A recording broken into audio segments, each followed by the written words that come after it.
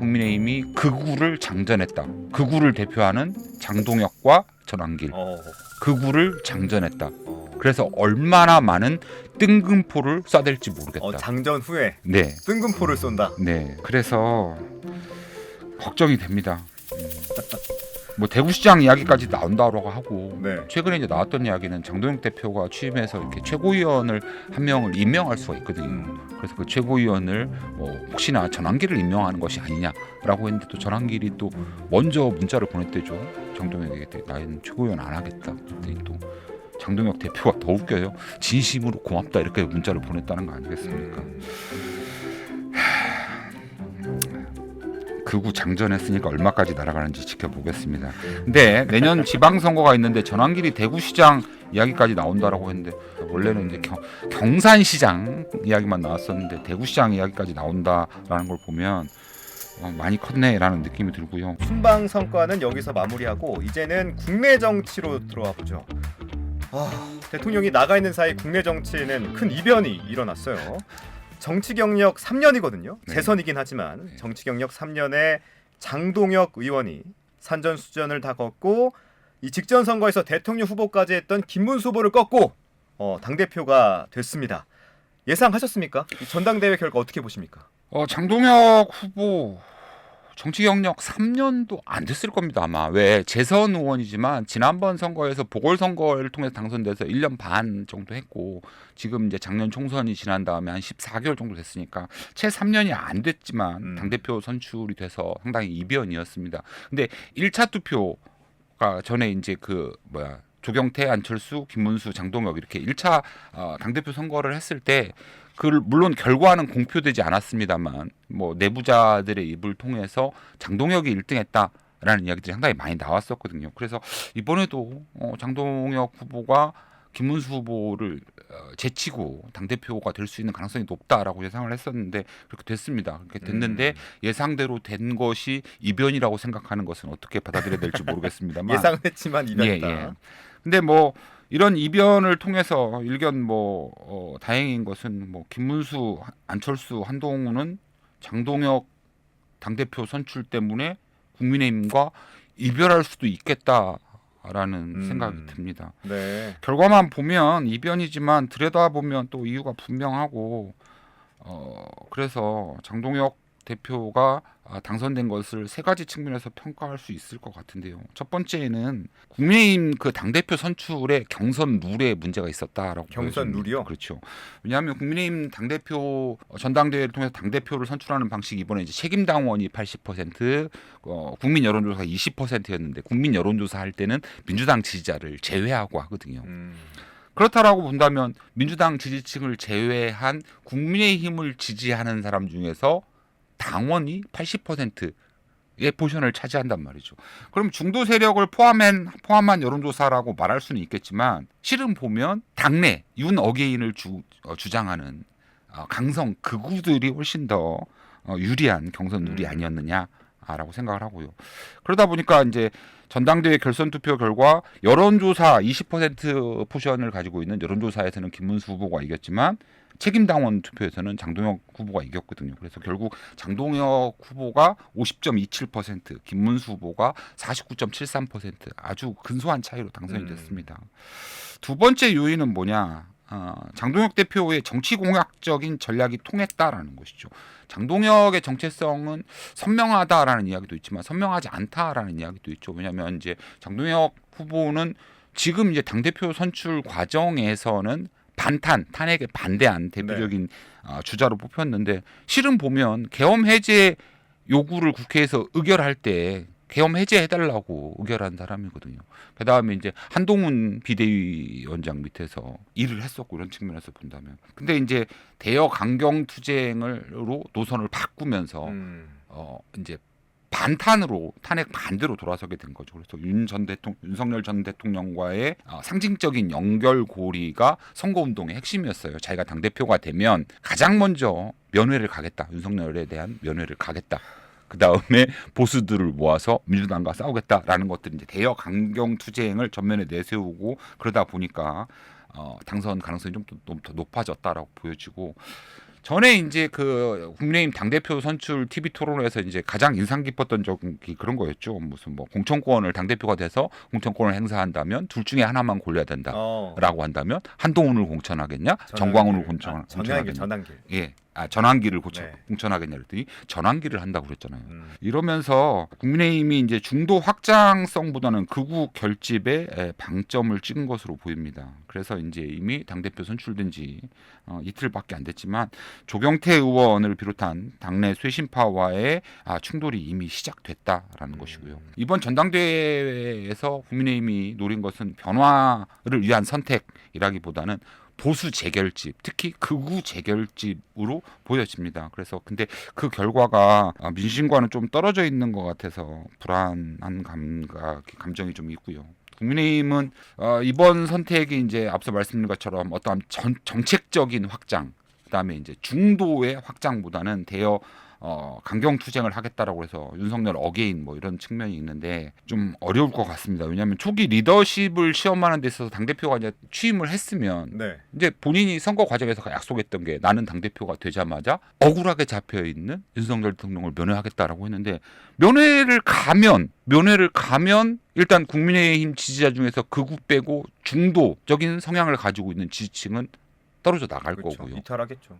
그렇다고 해서 면회를 안 가면 극우한테 안 가면 극우한테 시달리고 시달리겠죠. 당대표가 자기가 약속했던 것들을 안 지킨다라는 측면에서 리더십에 영향을 미칠 것 같고 이래서 네. 상당히 힘들어질 것 같다. 아니 아까 말씀하신 것 중에 보수 재결집과 극우 재결집 있잖아요. 네. 이 보수 재결집이랑 극우 재결집은 좀 느낌이 달라요. 보수랑 극우는 좀 다르거든요. 그러니까요. 네네. 근데 이 어느 한쪽만 선택한다고 했을 때 네. 극우 재결집이 맞냐? 네. 이건 아니지 않습니까?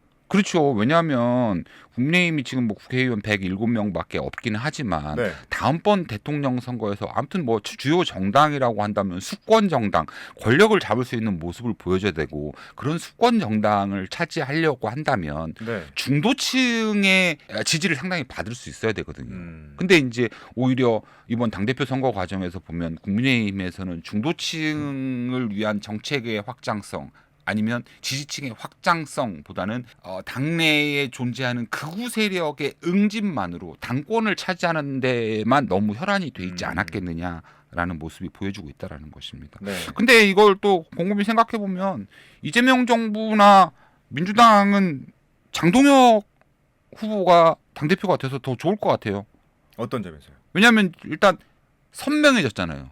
장동혁 대표가 극우만을 안고 가기 때문에 민주당과 이재명 대통령 입장에서는 극우 빼고는 다 내 편 그렇지. 이렇게 삼을 수도 있기 때문에 국정 안정과 뭐 집권 여당과 대통령이기 때문에 국정 안정, 민생 회복 뭐 이런 것들을 강조하다 보면 결국 국정 안정, 민생 회복 대 극우 이런 식으로 프레임을 만들어 간다라고 하면 절대 손해 볼 일이 없을 것 같고 두 번째 뭐 이제 중장기적으로 본다면 민심과 당심의 괴리 현상이 물론 민주당에서도 나타나고 있습니다만 이런 것들이 심각하게 반복되게 된다라고 한다면 국민의힘은 과연 중도 세력을 포섭할 수 있는 회복 창구가 있을 것이냐라는 측면을 생각한다면 이런 여론전의 방향에서도 이미 뭐 국회 의석의 뭐 한 3분의 2 정도를 민주당과 이쪽 진보 세력이 갖고 있기 때문에 훨씬 더 유리한 상황이고 다만 이제 장동혁 대표가 표방하는 대여 강경 프레임이 국정 동력을 좀 소모시킬 수 있기 때문에 네. 그거는 좀 우려가 된다라고 보여집니다.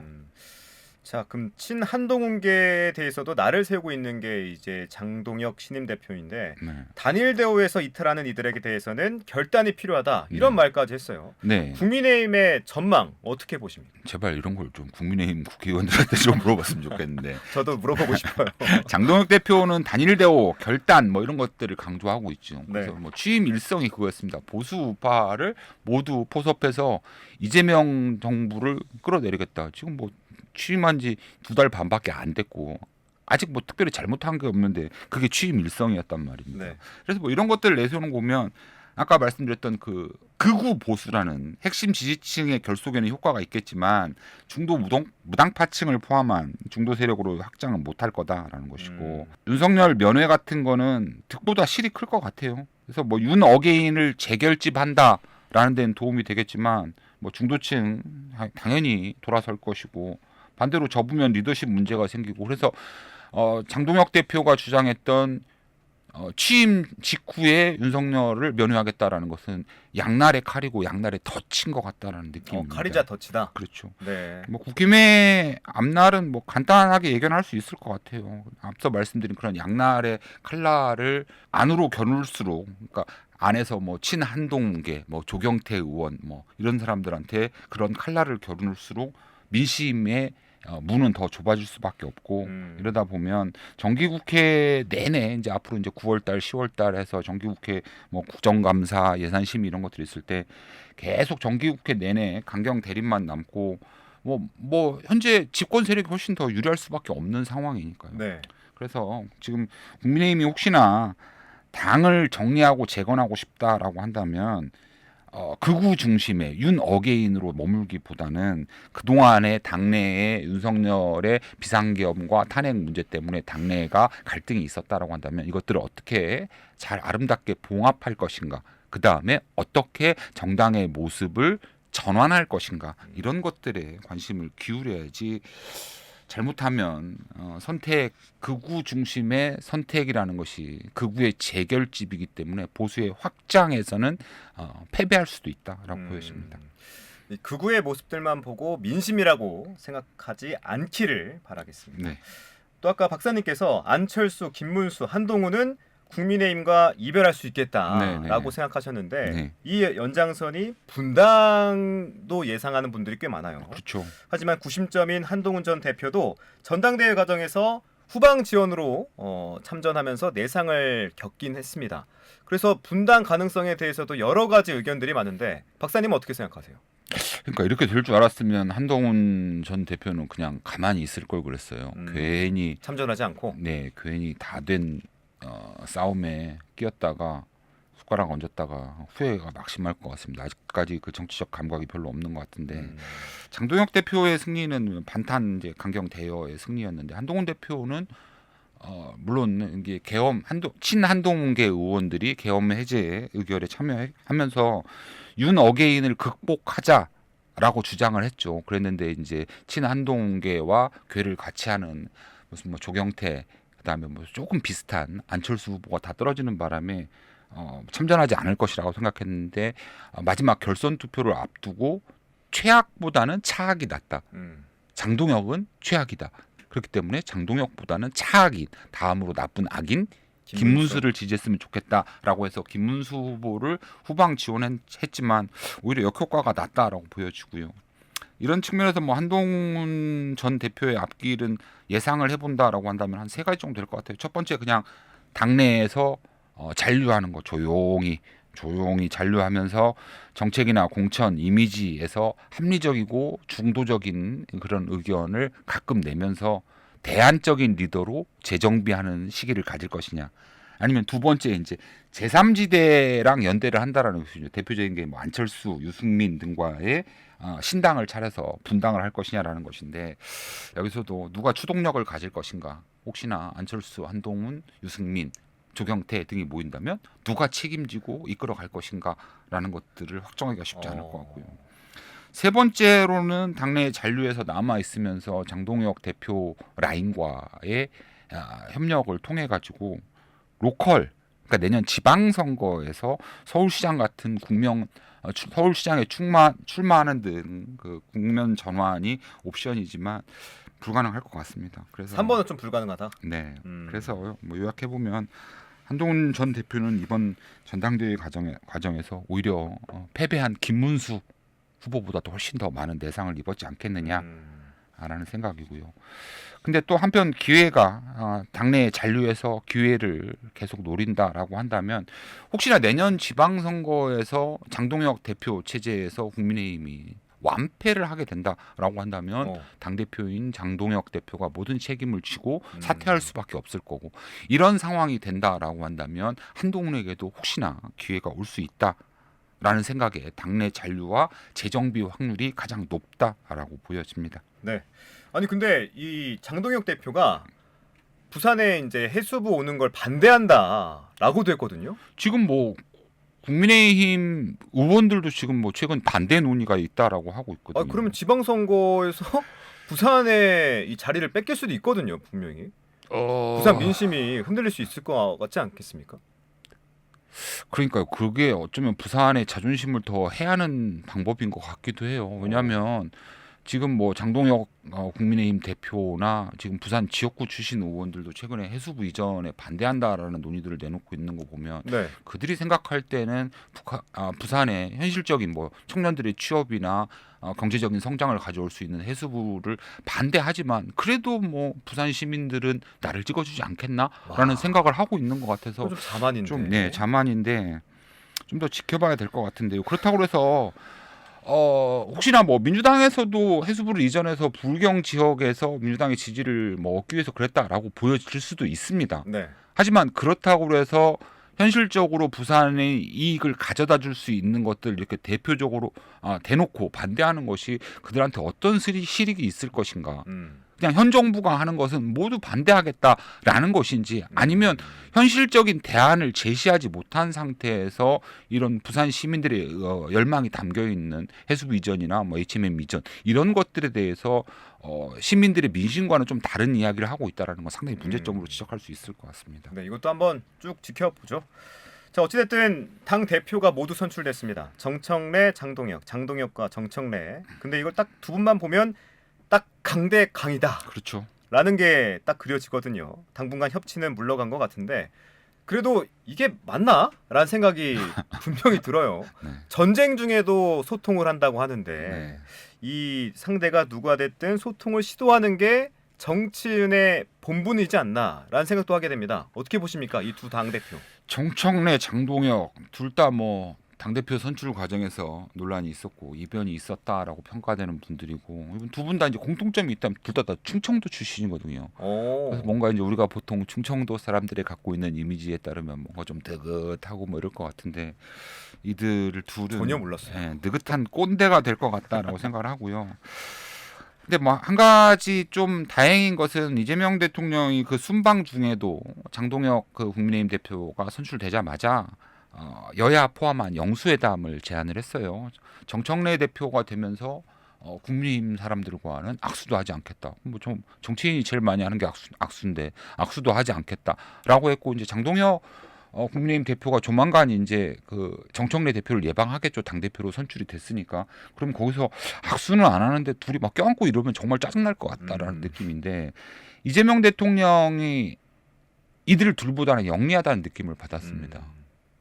이재명 대통령은 야당 대표할 때 윤석열 대통령을 한 번밖에 못 만났고 한 번 만나는데 3년 이상의 시간이 걸렸다라는 것이죠. 근데 이제 국민의힘에서 8월 26일 날 장동혁 대표가 선출되자마자 해외 순방 중인 대통령이 먼저 나서서 여야 영수회담을 하자라고 했다라는 것은 이재명 대통령이 그 와중에라도 이 정청래 대표와 장동혁 대표를 화해시켜 줄 수 있는 악수라도 하고 서로 등이라도 두드려 줄 수 있는 자리를 만들려고 하는 것이 아닌가라는 느낌이 있고요. 네. 그런 측면에서 이재명 대통령이 정당 대표들 둘보다는 좀 더 정치적인 감각이 있다라고 생각을 하고요.